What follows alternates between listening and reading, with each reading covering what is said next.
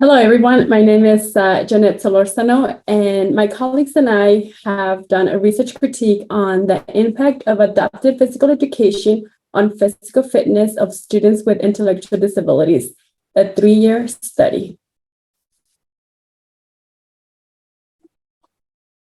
For our introduction is several students have demonstrated that individuals with intellectual disabilities typically lead sedentary lifestyles and have lower physical activity levels and have higher rates of being overweight and obese compared to their peers without disabilities. The objective and purpose of this critique is to examine the effects of an adaptive physical education program on physical fitness of adolescents with intellectual disabilities, as well as to investigate the associations between the change of physical fitness tests over the course of 3-year period. Moving on, we're going to follow with my colleague, Rini. He's going to talk about methods.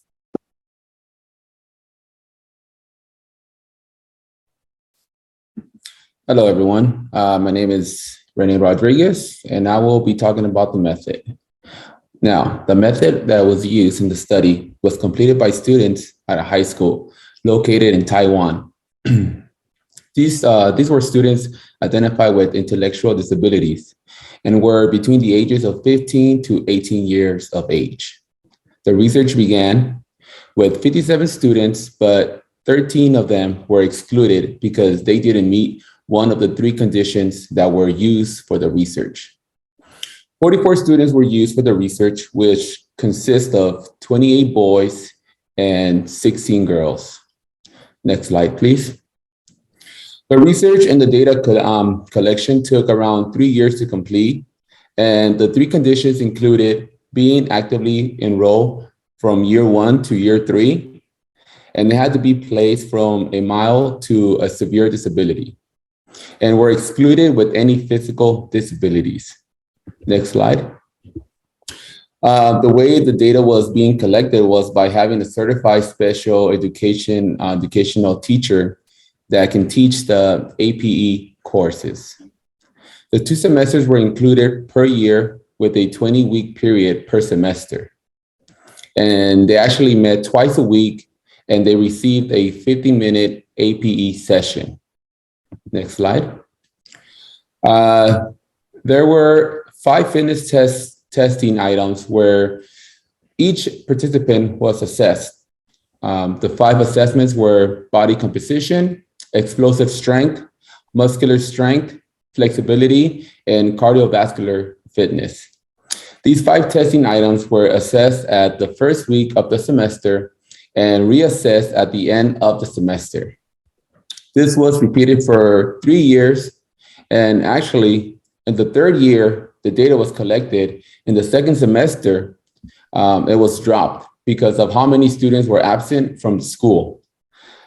Now, for the test part, muscular strength was measured by a standing long jump test by jumping as far as possible and landing with their 2 feet on a measuring mat. For the measuring muscular endurance, they actually tallied many sit-ups as possible for 1 minute. For the test flexibility, they ran the sit and reach test, where they sat on the mat barefoot and both legs were fully extended against a sit and reach measure scale. The goal for them was to extend their arms as far as possible and hold it for 2 seconds. And the last test was to measure cardiovascular fitness. This was a 20-meter run where the students run back and forth until they couldn't run anymore. At the end, they counted how many laps were completed. And with that, that was the method. I will pass it down to my colleague, Diana, with the results. Thank you. Hi, everyone. My name is Diana. I'm going to be speaking about the results. So ANOVA has showed significant differences between school years when it comes to BMI, standing long jumps, 1-minute sit-ups, sit and reach, and pacers for the fitness variables, as well as partially significant effects supported substantially partial implications. Additionally, on table 2, there's a post hoc analysis comparing fitness means across average time series and details of comparisons. And along with that, improvement in wellness results was noticed. Nonetheless, there was a general restriction outcome in the BMI and the sit and reach at things at Y3. Having each of these general restricted outcomes only help professors and APE educators acknowledge where there needs to be focus and how there needs to be improved in their strategies in order to improve their further years and to improve their students' outcomes and to improve their knowledge on how, like, pretty much how these results could vary on what students are restricted on and what they can and cannot do. It's important that the BMI gave off an impression of being steady yet huge devotion across the 3 years. And the post-op examination showed an expansion in BMI and Y3. In the light of mean contrast and pairwise of correlations, the most and only positive connection that was observed was standing long jump, which was fairly unstable strength, and the woman in sit-up that had a strong preservance. Next slide, please. As to pretty much conclude everything, with the results of the study being mixed, it also suggested that students with disabilities participate in quality APE programs that can enhance their mobility and physical activity lifestyles, along with school environments being very important for students to have physical activity routines. With having these routines, it pretty much has the students create this habit that will help them in their daily classes, and pretty much having these routines can help them know what's going to be involved in these courses every single day. And I'll be passing on to my colleague, Alex. Hi, everybody. My name is Alex Salazar, and I was going to talk about the critiques that I focused on for the presentation.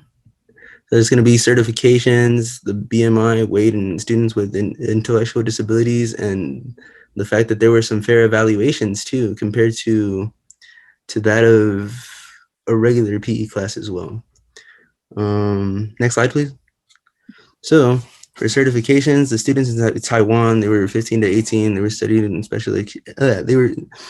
they were studied by people who were certified in special education.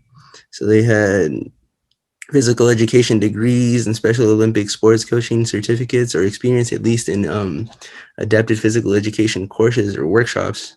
And during these studies, they also were assisted by healthcare professionals, nurses, and occupational therapists. So this lets you know that they had people who were very qualified to be able to complete these studies, which would enforce the validity of the results. Next slide, please. So for this portion of the presentation, I was looking at BMI and weight in students with intellectual disabilities. So as my colleague Jeanette had said earlier, she said that there was students that led sedentary lifestyles. And so what this study was looking at was to find a way to have the students maintain not a sedentary lifestyle, but more of an active lifestyle that would help them maintain their health along the way as well. So they were using APE basically to find ways to modify their physical activity and maintain a healthy lifestyle later in life. They did this by looking at a 3-year period where they did see some significant improvement in cardiovascular and muscular endurance. And one thing that I did critique was that they could have looked at their, what would you call it, their diets as well, just to see if that would somehow affect the results. But that's not something they did. Anyway, next slide, please. And I also thought it was pretty cool that they had some fair evaluations compared to that of a regular PE course, because in PE courses you take the PACER test, you take the you basically have, they looked at the 5 fitness tests here, and they tried to have the students kind of sit in a more, they were trying to be not inclusive, but they were trying to be equal as to how they were testing them. So they looked at the 5 fitness tests with like their overall muscular and cardiovascular endurance, as well as the pacer test, which would, as my colleague Renee said, include the standing long jumps, which tested their muscular strength, their sit-ups, which tested their endurance and muscles, and the shuttle run, which I thought was pretty cool because, you know, they had them running